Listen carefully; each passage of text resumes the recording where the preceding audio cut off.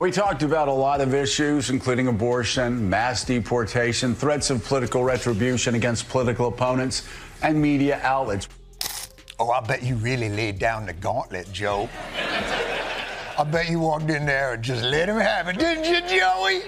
We've learned nothing!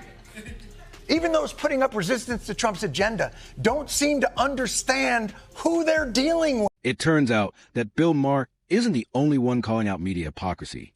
More people are finally waking up to the fact that MSNBC and CNN aren't exactly models of journalistic integrity. Instead, they often act as megaphones for a woke elite agenda. Now, even Jon Stewart has joined the critics. Yes, that Jon Stewart. In the lead-up to presidential elections, Stewart didn't just critique MSNBC and CNN. He obliterated them. No filters, no sugarcoating. Just straight-up truth bombs targeting their curated narratives. One major flashpoint came when MSNBC refused to air an image shared by Donald Trump, calling it disturbing, violent, and dehumanizing. Stewart didn't hold back, questioning whether the network was protecting viewers or just protecting their storyline. His takedown wasn't just a critique. It was a full-scale demolition of performative moral posturing that often dominates legacy media. The fallout? Audiences are beginning to demand more honesty, less theater.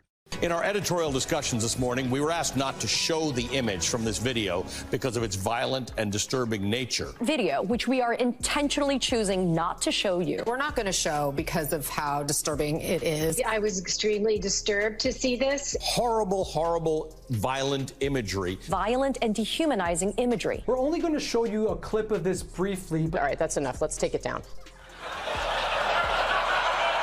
This whole situation sounds like a national emergency until you watch the video and realize, yeah, not exactly.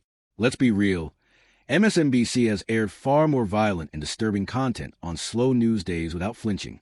So naturally, Jon Stewart was left scratching his head, wondering why this particular Trump video triggered sudden censorship. Don't just take our word for it. Check out the clip for yourself. Former President Donald Trump shared a video, this one, on his Truth Social account featuring an image of President Joe Biden hogtied on the back of a pickup truck.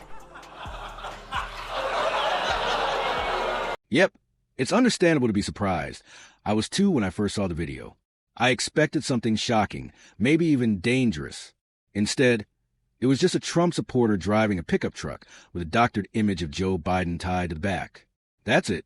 But rather than simply report what happened, the media hit the panic button and went into full-blown crisis mode.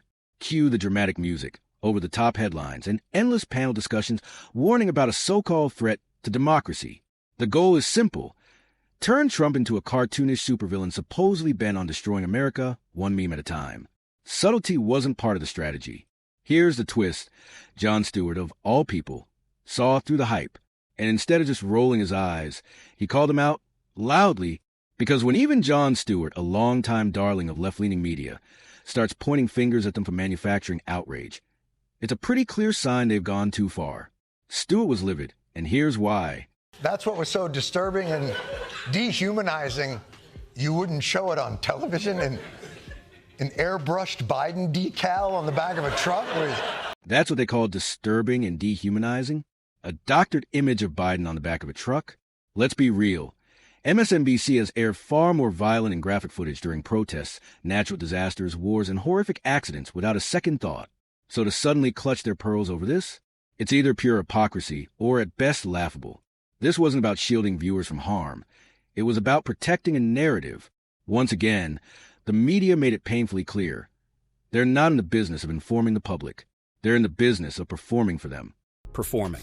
Aren't you the same networks that show reruns of 9/11 every year? I mean, I don't think it's great that Trump is posting things like this, but it's not like people really think Joe Biden was tied up in the back of the truck. Exactly. Stewart hit the nail on the head.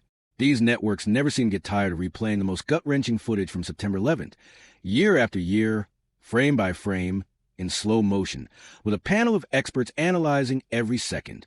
But when it comes to airing a doctored image of Biden on the back of a truck, suddenly, they're handling it like it's fragile glass, as if they're curating content for a kindergarten classroom.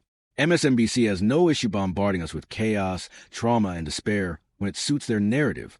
But the moment something doesn't align with their political agenda, boom, instant censorship. They'll show footage of cities burning, yet a meme on a bumper? That's somehow a bridge too far. It's not about protecting viewers' sensitivities.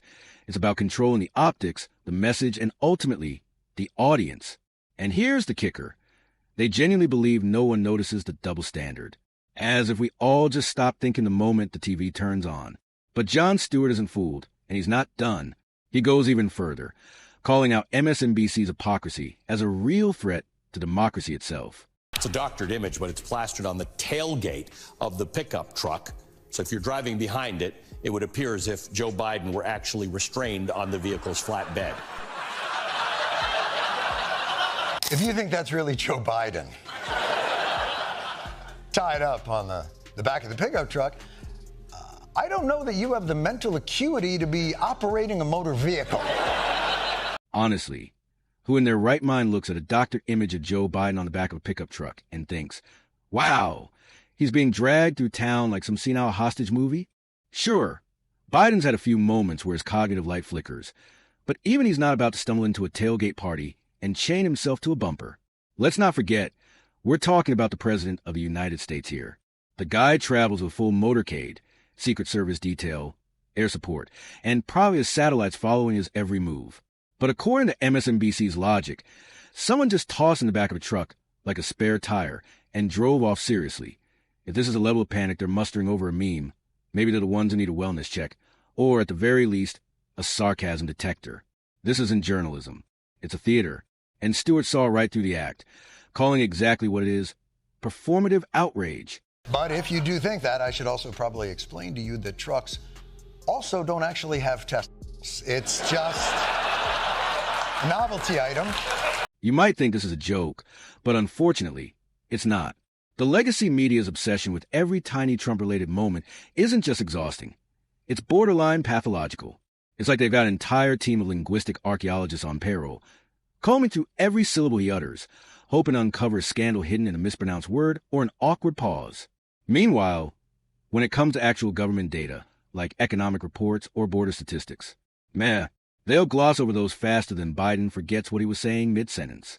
Hard facts get skimmed or ignored, but if Trump says coffee instead of cuff, buckle up for a full week of prime-time panel discussions, complete with dramatic music and breaking news banners.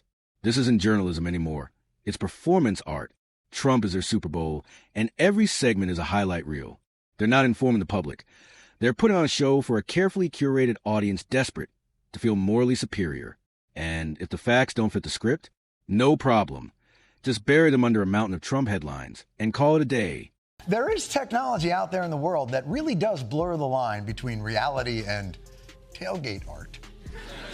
But those are mostly AI generated. Your fake Joe Biden robocall that tells New Hampshire voters not to vote. Your Chicago mayoral candidate glorifying police brutality. Your Donald Trump dropping by the neighborhood for a stew hang. Look how comfortable he seems. Jon Stewart didn't hold back when he called out MSNBC's golden couple, Joe Scarborough and Mika Brzezinski, for their Olympic-level double standards. 1 minute, they're on air denouncing Trump as a threat to democracy. The next, they're all smiles, shaking his hand at Mar-a-Lago like they're longtime friends catching up. On Friday, we were given the opportunity to do just that. Joe and I went to Mar-a-Lago to meet personally with President-elect Trump. And for those asking why we would go speak to the president-elect during such fraught times, especially between us, I guess I would ask back, why wouldn't we? Because you said he was... I mean, if you spent months painting Trump as some apocalyptic supervillain, maybe don't be the first in line at his beach club buffet. And before anyone rushes to label this as undemocratic, let's apply some basic logic. If your entire brand revolves around demonizing Trump to boost your favorite candidate, what do you tell your audience when you suddenly start playing nice? What message does it send when you call him Hitler at 8 p.m. and then clink champagne glasses with him by 10? Either you're lying to your viewers or you're lying to yourself. Either way, it's not a great look. It starts to feel like the whole anti-Trump narrative is just a convenient rating strategy.